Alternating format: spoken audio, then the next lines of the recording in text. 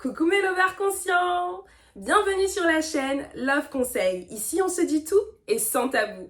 Pour les nouveaux, je me présente, je m'appelle Jacqueline Gimbous, je suis sophrologue et psychosexologue. J'ai créé cette chaîne YouTube afin de faire de vous des hommes et des femmes épanouis dans leur vie sentimentale et leur sexualité.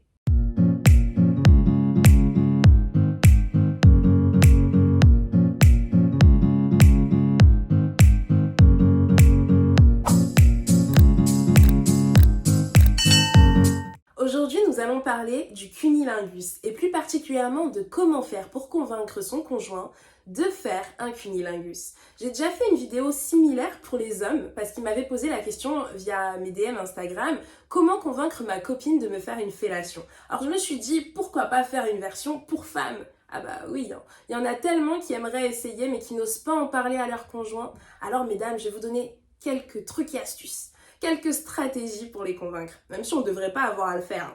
Mais bon, rappelons ici la notion de consentement. N'oubliez pas que vous êtes des lovers conscients, c'est-à-dire qu'on n'exige rien ici. On partage, on communique. Vous êtes conscient, vous n'imposez pas à votre partenaire. Donc il faut lui donner envie de le faire, ok? Voilà, pas de chantage, pas de viol.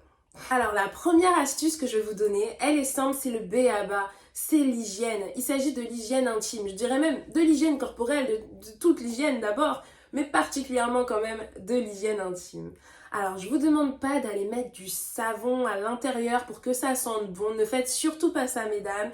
N'oubliez pas que votre flore vaginale, elle s'auto-nettoie et que le pH du savon que vous mettez sur votre corps n'est pas adapté à votre flore vaginale. Donc si vous faites ça, vous risquez de l'agresser et de finir par avoir des mycoses ou d'autres bactéries qui vont entrer et vous donner des infections. Donc non. Prenez le temps de la nettoyer à l'eau pure, l'eau simple, mais il faut la nettoyer, il faut qu'elle soit toujours propre. Et ne vous en faites pas si vous avez des sécrétions vaginales, des pertes blanches, c'est naturel. Si vous n'en aviez pas, là, ça serait un problème. Un jour, je ferai une vidéo, dites-moi en commentaire si ça vous intéresse, pour que je vous explique pourquoi vous avez des pertes, pourquoi parfois elles sont épaisses, parfois elles sont fluides, plus ou moins liquides, parfois elles sont transparentes, parfois elles sont blanches, voilà.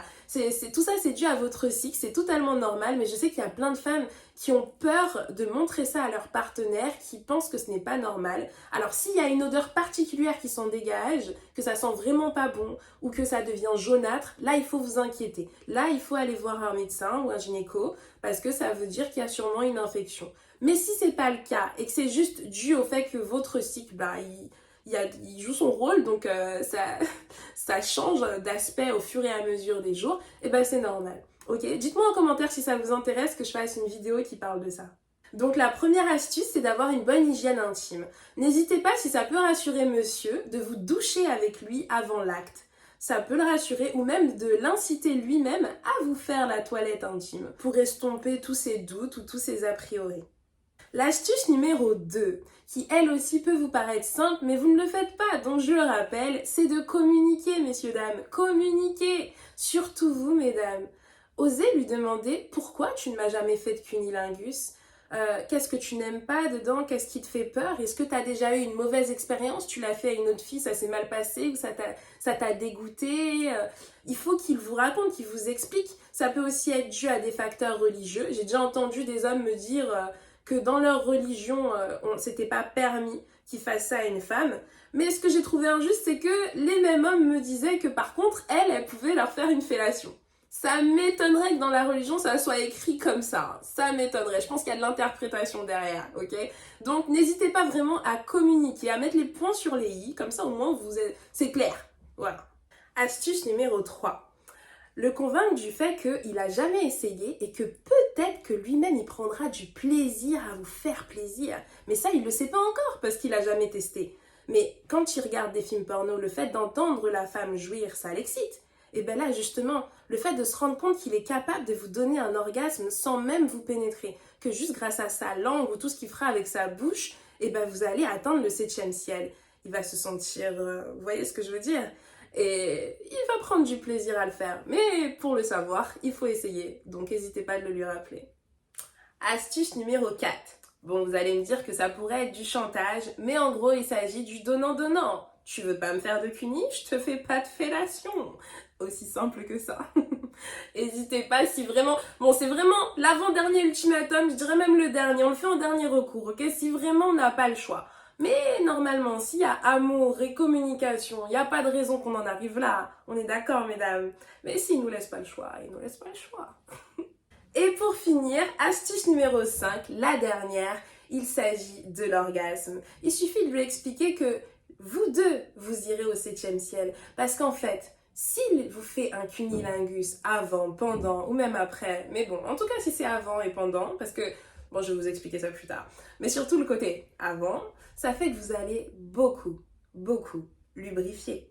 Et plus vous lubrifiez, puis lors de la pénétration, si vous décidez d'avoir un rapport avec pénétration, parce que je rappelle que faire un cunilingus pendant 1 heure et s'endormir juste après, c'est autorisé aussi. D'ailleurs, je ferai une vidéo, mesdames, pour vous donner tous les bienfaits du cunilingus. Ouais, ça aide à lutter contre l'insomnie, par exemple. Je suis sûre que vous le saviez pas. D'ailleurs, ça pourrait être une astuce, ça. Au cas où vous n'arrivez pas à dormir, vous lui dites « Mon chéri, t'en as marre de me lire des histoires, t'en as marre que je te prenne la tête la nuit, fais-moi un cuni et je vais m'endormir au bout de 5 minutes, promis. » Donc, s'il vous fait un cunilingus, vous allez lubrifier, enfin s'il le fait bien, mais je ferai une vidéo pour lui expliquer comment bien faire les choses, au cas où c'est pas encore le cas. Vous me direz en commentaire si vous avez besoin de cette vidéo, mesdames. Mais en gros, il doit comprendre que plus il vous fait bien le cuni, plus vous lubrifiez et plus il aura de plaisir lui aussi lors des va-et-vient et vous pareil. Donc c'est juste gagnant-gagnant. Voilà mesdames, vous avez maintenant 5 astuces pour convaincre votre homme de vous faire un cunilingus. Alors n'hésitez plus. Dites-moi en commentaire, franchement je suis curieuse de savoir s'il y en a que vous connaissiez déjà, que vous avez déjà tenté, s'il y en a d'autres auxquels moi j'ai pas pensé ou dont j'ai pas parlé, n'hésitez pas à partager vos astuces avec la communauté des lovers conscients, on en sera tous que plus enrichis. Et ici on partage tout, on se dit tout et sans tabou.